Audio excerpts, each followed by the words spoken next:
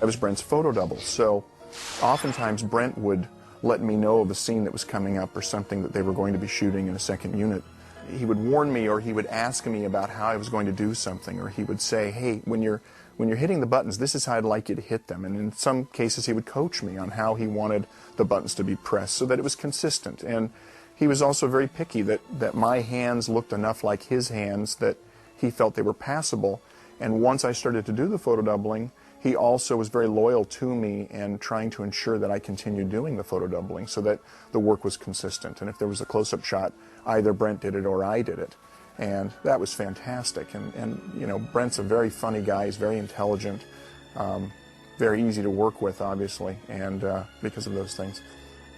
But, you know, very particular. And I was proud to be able to do the work that he accepted and do something that was representing him or his character on the show, even in the tiniest way.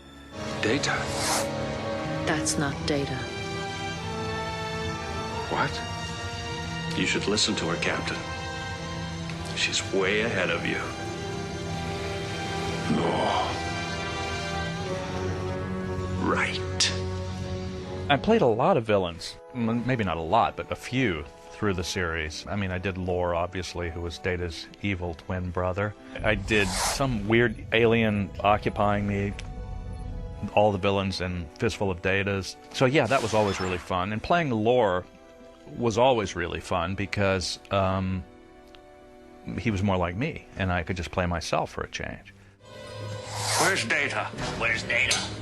You didn't fill Data with substandard parts, did you, old man? Ah, that honor was bestowed upon me. You owe me, old man. Not him. Me. But that was one of the joys, too, though, of the role, is getting to play other characters, which I got to do a lot. I got to do Dr. Sung, who created Data, and Lore, and I mean the whole Data family, Sung family, I got to play. In the new movie, I play yet another brother who we've never met before. The only thing I didn't play was the mother, but I got to play Friar Tuck and Henry V. Got to do so many different characters. That was the best part about doing the character of Data, was his exploration of humanity. You're as handy with a shooting iron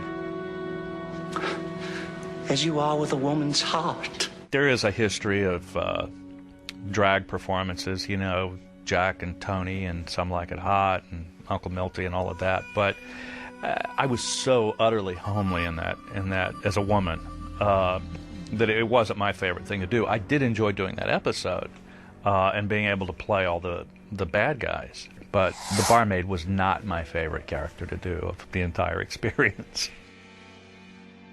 I just got to do everything. It was unbelievable. You know, when I did Data learning how to do comedy with Joe Piscopo.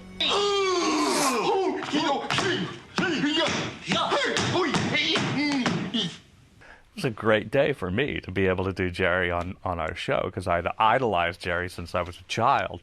Perhaps it would be beneficial to teach me the final lesson. Okay. Tap dancing, I guess Gates knew, and she was sort of like instrumental in that because she choreographed the dance we did. I got to actually tap dance on Star Trek. It's just wild, the stuff I got to do.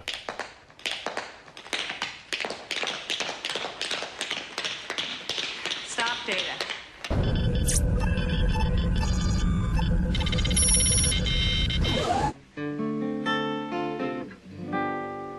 Be sure it's true when you say I love you. Brent had to wear yellow contact lenses for 7 years, and at some point during those 7 years he produced an album with Wendy Noose, Patrick's wife, called Old Yellow Eyes Is Back, which was a takeoff on the Sinatra album Old Blue Eyes Is Back, and it was a bunch of standards, and he did a great job. He's got a great voice. Just because these words were spoken.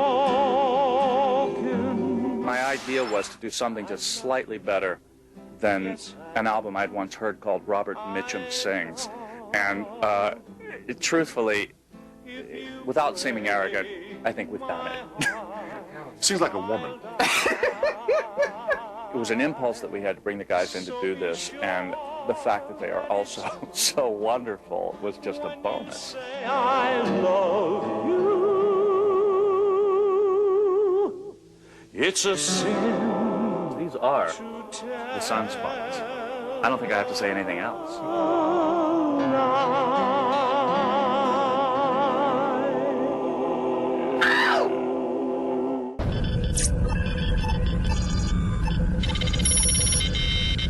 I have written a subroutine specifically for you, a program within the program.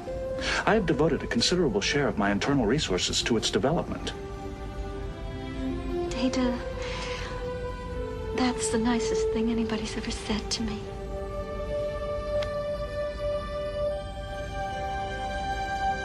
Brent has created this character Data who everybody loves. And for some ironic reason, we audience members feel emotional when we watch Data react to things as an unemotional being. Brent has found a way to allow the audience and the fans and the people who watch him and a director and another actor to feel the emotion that his character does not feel and feel sorry that the character can't feel it. And he's painted that if Data is a canvas, he's found ways to shade all the edges of the canvas, and he's always thinking. When you get involved with another person, there are always risks of disappointment, of getting hurt. I cannot be hurt, but she can. When it really works between two people, it's not like anything you've ever experienced. The rewards are far greater than simple friendship. How far, sir? That's what I'm hoping you're going to find out. With Brent Spiner, if he has an idea and you're a director, you've got to be crazy not to at least try it. Because what happens when it's right is you look better. And what happens if it's wrong is, the other stuff is fine. But he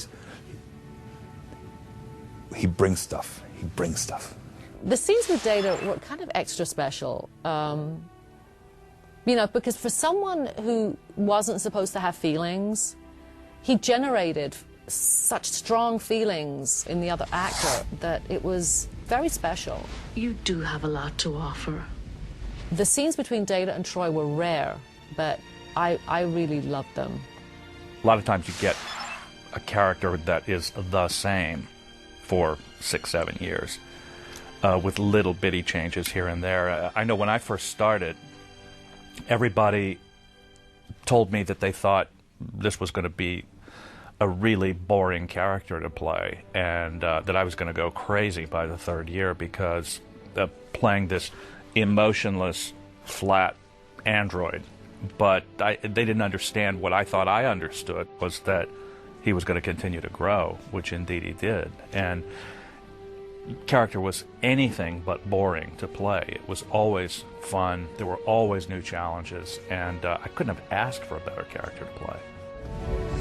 If being human is not simply a matter of being born flesh and blood, if it is instead a way of thinking, acting, and feeling, then I am hopeful that one day I will discover my own humanity. Begin Night Watch. Until then, Commander Maddox, I will continue learning, changing, growing, and trying to become more than what I am.